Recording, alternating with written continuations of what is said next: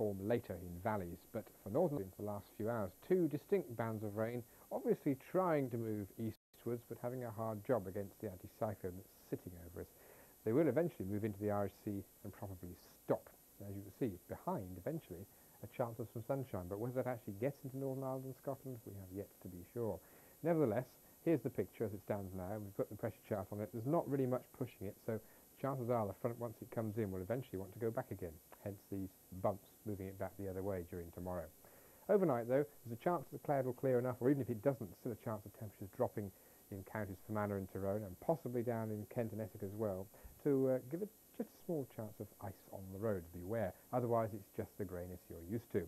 And that's how the morning starts. England and parts of Wales will be starting that way, a bit of drizzle around from southwest England through Wales, the Irish Sea, up towards central Scotland. Not everywhere will be wet, but there will be some rain around. And then a chance of that brighter weather pushing into the far west during the morning and lasting throughout the afternoon. And again, things will thin in England and Wales. So some places will see a bit of brightness. Again, it's most likely around the southeast, possibly in the northeast of England as well. Disappointing temperatures, 4 or 5 in the fog.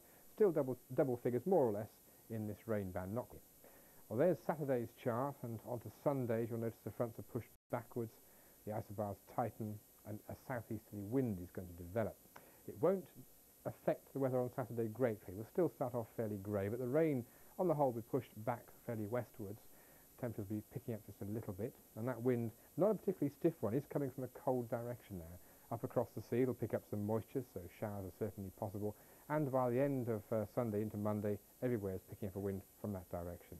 So the chances are Sunday, although being brighter in some places, will be dominated by cold and windy weather. The rain will move slowly westwards out of Northern Ireland and Scotland, with even a chance of something which we could call wintry showers up in Grampian region. So a change to the weather.